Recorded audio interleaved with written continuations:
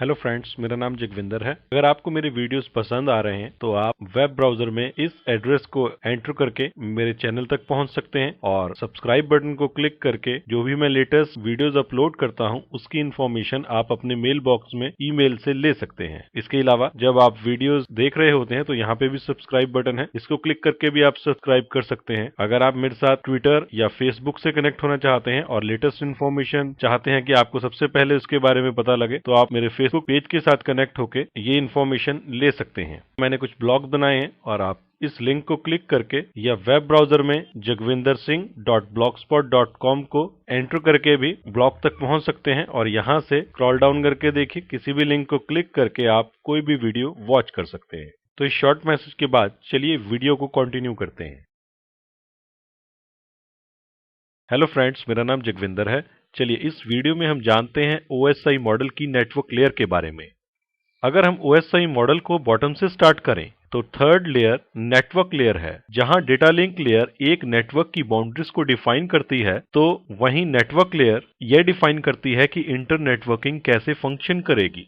जहां data link layer सिर्फ उन डिवाइसेस में डील करती है जो कि लोकल एरिया में हो या एक दूसरे से लोकल हो, लेकिन नेटवर्क लेयर इस बात में डील करती है कि एक सिस्टम से डेटा दूसरे सिस्टम तक कैसे जाएगा, चाहे वह रिमोट लोकेशन पर ही क्यों ना हो।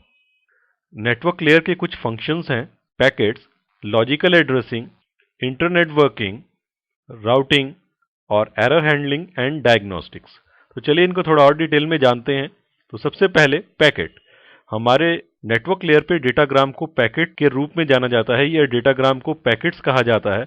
जैसे कि लेयर 2 के डेटा को फ्रेम बोला जाता है, नेटवर्क लेयर पे जो डेटाग्राम का यूनिट बनता है उसको पैकेट कहा जाता है, या दूसरे शब्दों में कहें नेटवर्क लेयर के डेटाग्राम को पैकेट कहा जाता है। इसके अलावा लॉजिकल एड्रेसिंग। सभी डिवाइसेस जो नेटवर्क में कम्युनिकेट करती हैं उन्हें एक लॉजिकल एड्रेस की जरूरत होती है, जिसे कि लेयर 3 एड्रेस भी कहा जाता है।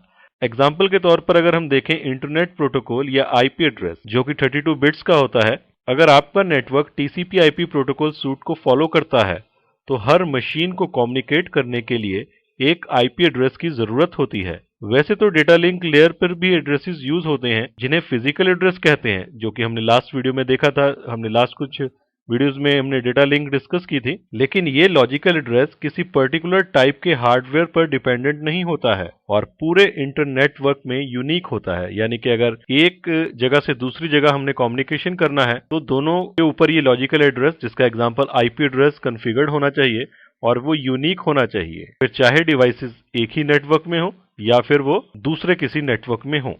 तो आपकी स्क्रीन पर एक एग्जांपल IPv4 एड्रेस का, जो कि 32 बिट का होता है।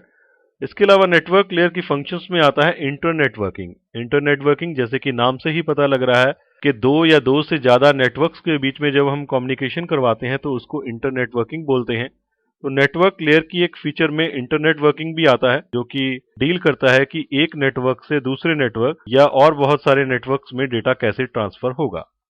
इससे अगला फीचर राउटिंग। एक डिवाइस से दूसरे डिवाइस या सिस्टम तक पहुंचने के पाथ को या बेस्ट पाथ को राउटिंग कहते हैं। यह राउटिंग मल्टीपल नेटवर्क्स या इंटरनेटवर्क से डेटा मूव करवाने में हेल्प करता है। नेटवर्क लेयर मल्टीपल सोर्सेज से पैकेट लेती है और फिर फाइनल डेस्टिनेशन को देखती है और फिर यह डिसाइड करती है कि वहां डेटा कैसे और कहां से भेजना है।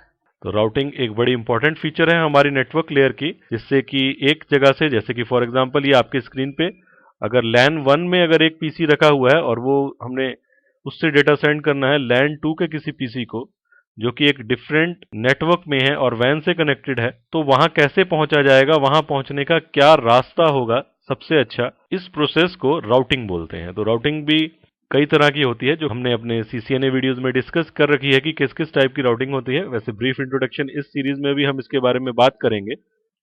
अगला जो फीचर है वो है एरर हैंडलिंग एंड डायग्नोस्टिक।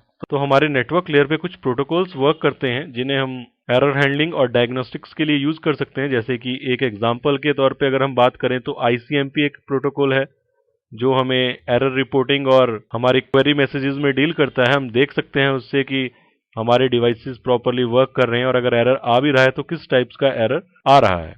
जो डिवाइसेस हमारे नेटवर्क लेयर पे यूज होते हैं उनमें राउटर्स और लेयर 3 स्विचेस, यानी कि ऐसे स्पेशल स्विचेस जो कि लेयर 3 पे वर्क कर सकते हैं। और राउटिंग का फंक्शन परफॉर्म कर सकते हैं। तो ये हमारे कुछ डिवाइसेस हैं जो नेटवर्क लेयर पे फंक्शन करते हैं। तो इस वीडियो में हमने जाना कि OSI मॉडल की नेटवर्क लेयर क्या है और इसके कुछ इंपॉर्टेंट फंक्शंस के बारे में। तो इस वीडियो में इतना ही। Thanks for listening.